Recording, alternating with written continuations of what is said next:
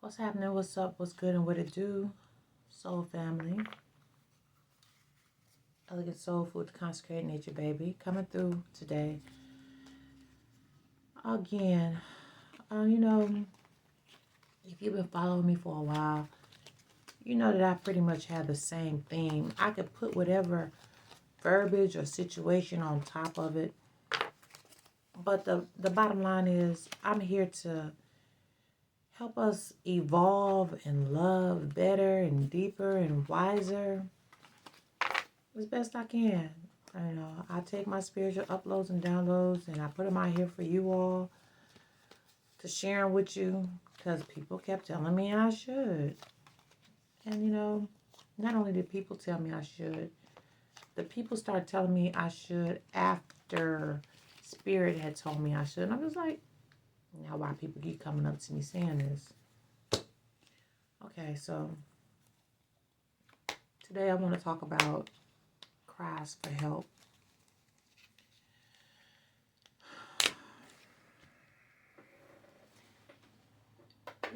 There are overlooked signs of cries for help, and it's easy for people to just dismiss them. It's easy for people to say, oh, they're doing fine, they're being productive, they're doing this, when I talk to them, they're doing that, and their voice sounded like this, and they look good. I've seen people that look good drop dead. I've seen people that look good commit suicide. I've seen people that look good disappear. I've seen people that look good detached from reality. So with that being said, we're going to stop using how people look and how they sound as a cop-out to ignore them. And we're going to be more conscious. I've used this example in the past when I talk about paying attention to young people moving around in the world because sex trafficking is real. There are so many missing black girls and boys, it don't make no sense. And I'm like, pay attention to these kids when you see them. Look and see what they're doing, how they acting, how they dress. Does anything seem out of place? Pay attention. Okay, now, pay attention, pray attention. We're going to pay attention to what's being said and how people are behaving. In the context of this video, we're talking about the obvious signs of a cry for help. I'm going to touch on a few of them. And then we're going to talk about solutions to try to be more loving, to be more present, and to be more loving with people. And here's the tricky part. When you're on an airplane, they'll tell you, in the event of an emergency, don't even try to save your baby. If you don't have your own oxygen mask on, you can't even save your baby, right? If you're hyperventilating, you're losing air and the capacity to have a rational thought, then how can you help somebody else, right? Now, I've been in this situation, and most recently been in this situation where I was trying to just get some air. Honest to God, if I just be honest, can I be honest with you? If I would just be honest, I feel like my soul, not my spirit, my soul left my body, and I was just trying to catch up with my soul so I could start to feel myself in myself. I don't know if you can resonate with that, but then maybe you ain't been through what I've been through, right? And I hope you haven't. So during this experience, I missed some obvious cries for help because I was trying to help myself. Sorry, I'm just looking at a note. Oh, this is a good note. Even though this had nothing to do with what I was just about to do. This is a note I put up for myself.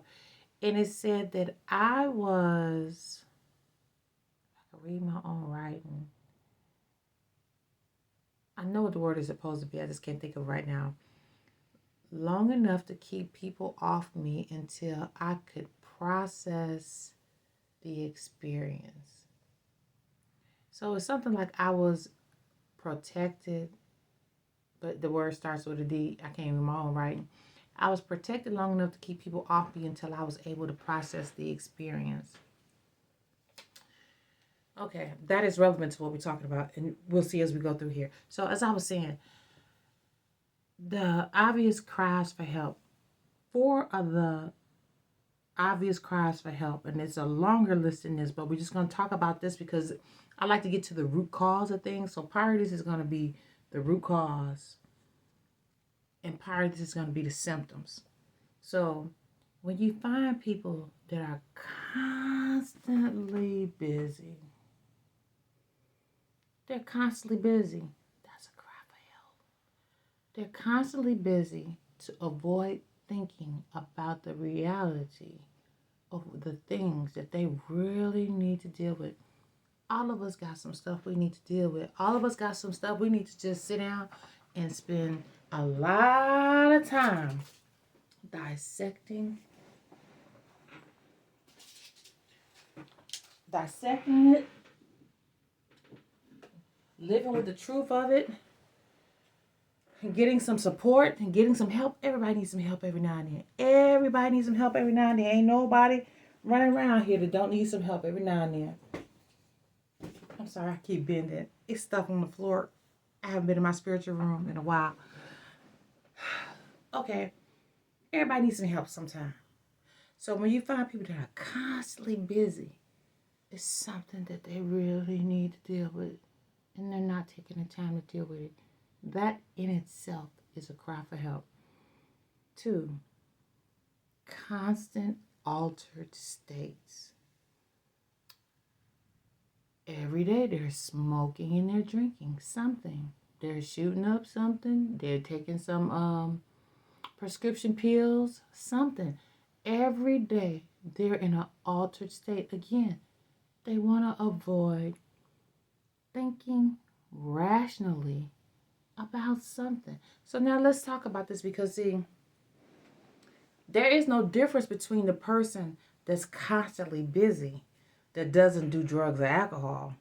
There's no difference between that person who is constantly high and in an altered state. They're the same people. They just don't need an excuse to dive off into their vice. So if you find somebody who's constantly busy and in an altered state, then you're going to find deeper trauma that needs to be dealt with. Okay. The next one, emotional desperation. These people are so desperate for a connection. They don't know how to maintain connections because they're so desperate for connection. So what they're doing is they're saying too much, doing too much, being overwhelming, overthinking. They're causing chaos in their own mind and they're holding people accountable to that chaos. God be with you. Next, constant seeking approval. And you're going to find that these 4 constantly overlap. They'll do one, fall back, do another. Constant seeking approval. Please love me. Please find the words that I say pleasing. Please be accepting of who I am. My sister cousin, I was explaining some of this to her within the context of a scenario, and she just took a deep breath, and the first thing out of her mouth was, everybody just want to be loved for who they are. I didn't expect her to say that. She uses profanity like I do. I expected her to say some, but she just took a deep breath and she said, everybody just want to be loved for who they are. And I took a deep breath and I was like, yeah. So at that point I started thinking about, I'm all for the love. And how could you be more loving in these scenarios? Now here's the catch 22. Being loving in these scenarios, these people will eat you up and chew you up and spit you out. Keep in mind, these people ain't no good to themselves. And they need professional help. Or spiritual, deeper spiritual help, whatever. These people are no good to themselves, so how can they be any good for you? So, questions that I find to be necessary. I just wrote on my little stump of wood. I wrote this some time ago. I think I wrote this before this last trigger just happened for me. And by trigger, I mean, I've lost 3 people that are extremely close to me in a matter of 4 months. And I wrote this before the last one just transitioned a couple of weeks ago, getting ready to go to her funeral this weekend. And the question is, meeting people where they are, leaving them there, but leaving them better than you found them. And I've always said this, if you look at 1,000 videos that I put out there, I've always said this, harm nobody. Don't harm yourself and don't harm anybody else, right? That's what it's all about, being loving, right? So the 3 questions. How is your wellness? Question 2. What are you doing for your heart? Question 3. What are you doing for your soul? Mind you, these people are not going to have answers that make sense. There's going to be some extreme irrational responses to these questions. It's another one I got to find in my text messages that I sent to somebody a while ago. I asked them a very deep question. Their response was so superficial. I was just like, you have to stop talking to this person. They don't have it together. The house is not in order. They can't do nothing for themselves, so they can't do nothing for you but waste your time and siphon off your energy like a vampire. Yeah. I'm going to put some energy around that. Around all of this. I'm going to put some energy.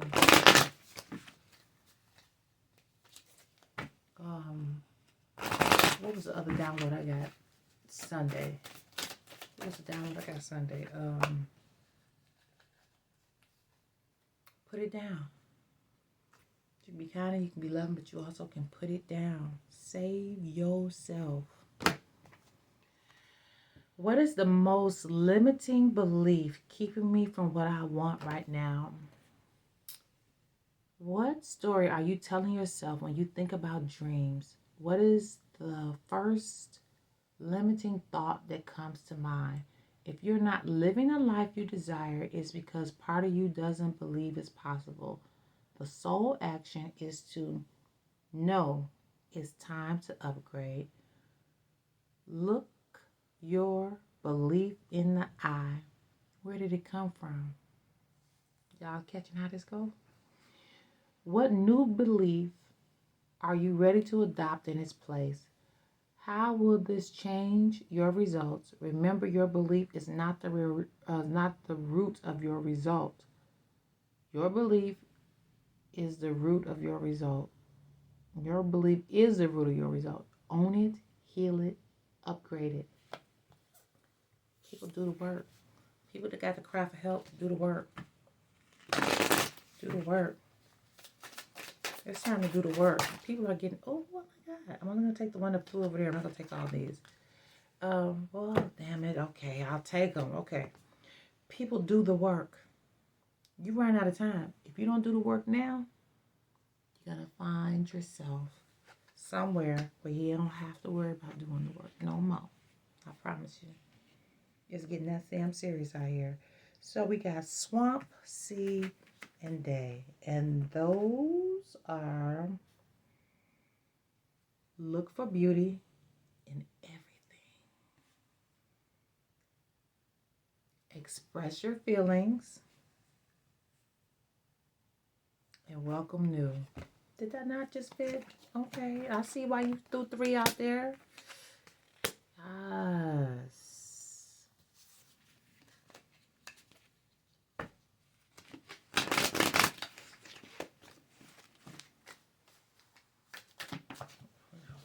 That's not going. You have to come out again if you really want to be. That's too much. Cry for help. Cry for help. People when they cry for help. How can you be more loving to people when they cry for help and save ourselves? Tell us, tell them, tell us, tell we, tell thee. Strength. Strength. Today I maintain control of my emotions. I rise above self-doubt. That's the root cause of a lot of stuff. People really got fucked over as children. A lot of people have. And I mean that just is like a domino effect. Oh God. Not pointing no fingers, not causing no harm, not putting nobody down. It was a domino effect. Today, I maintain control of my emotions. I rise above self-doubt. I affirm my own power and stand strong in my unshakable faith. Today, I know I have the strength to overcome anything I encounter. I find my courage in the truth, holding tight to the force of love. I triumph over fear. You know, the root cause of these cries for help: fear, desperation, pain, not being loved properly. And you know, these people are middle-aged people at this point. They're over 35 years old. And unless they really take to heart some serious help and get some people that are seriously qualified and trained to deal with them, man, and stay on the path, they're going to check out. You know, Brother Rod Hayes told me that. I inboxed Brother Rod Hayes and I asked him why so many people was going, and he was like, they're not doing the work. And I took the answer and I understood the answer and I appreciated the answer and I believed the answer. But baby, when I tell you, as I look back now, as much as manifested then and now, because at that time that I sent Rod Hayes that message, I had been to 15 funerals. That's not everybody that died that I knew. That's just how many funerals I had went to. I couldn't make it make sense. And as I reflect, as the situations just kept getting exacerbated and I started looking at them, I'm like, yeah, Rod, you're right. I thought it was just a simple answer. I'm just like, man, he just throwing me a bone. But I knew he meant what he said. And I knew what he said had some truth in it. It just took a while for my eyes to open. Sometimes we be right in sync. And then sometimes it happens like this. So the first card that came was obstacles, blocks. Obstacles and blocks are lifted. That was the first card. And the second card is quiet retreat. Pay attention because this shit lines up perfectly. All of your personal work and positive energy shift have overcome precious obstacles and blocks are lifted away. You will now experience progress and forward movement with your projects. Stay centered in gratitude to ensure that your flow of abundance continues.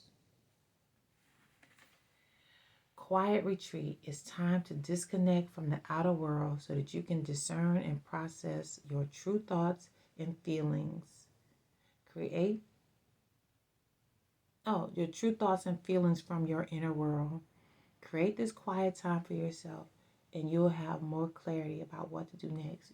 You probably need to detox too. Again, this one directly towards people that are crying for help.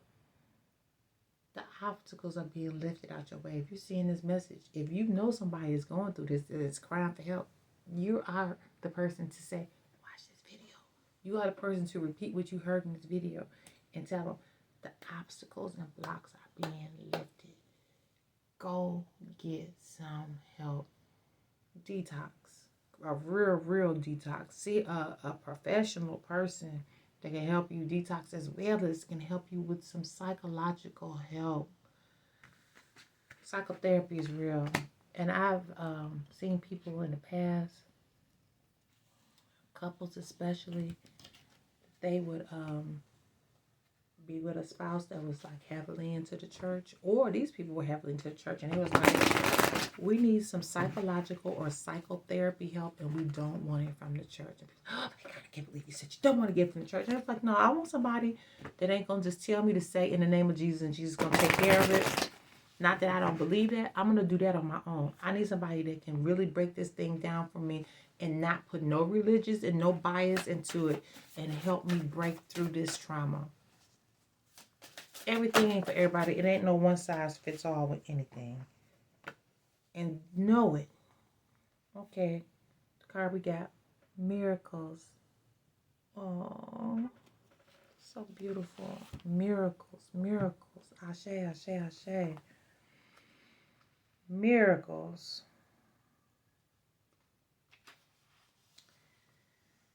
This goddess of miracles is from Haiti, the temple of the high priestess. The element is bush, which is earth energy.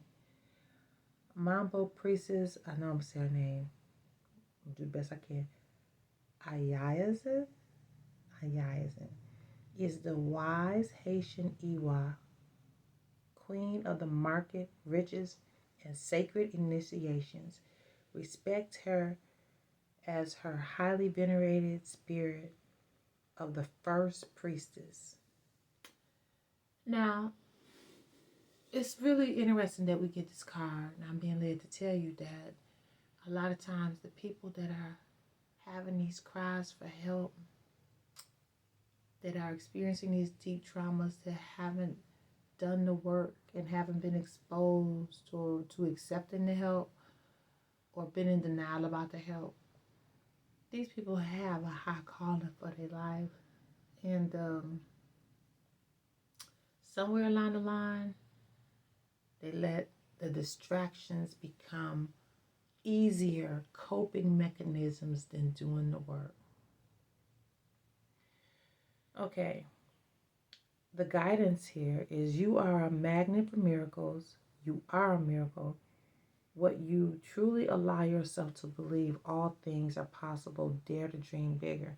These people have been successful thus far in the things that they've done because they have been protected. But everybody's running out of time. Young, old, it don't matter. Accountability. Embodiment. You claim you want miracles, but you take a I'll believe it when I see it approach. What if you see it after you believe it? Believe that you deserve to be, do, have the world you want for yourself. You can be your true self, do what awakens your soul, and have your desires. This is life's miracle. If you haven't witnessed your miracle yet today, ask for it and allow it in. Your God Goddess declaration is, my life is full of miracles. Get you some help. Help yourself. Be a part of your miracle, baby. I hope this message finds you well, and I thank you for stopping by. And until next time, peace, love, and blessings. I am Elegant Soulful, the Consecrated Nature, baby. I still want to know what this says. I was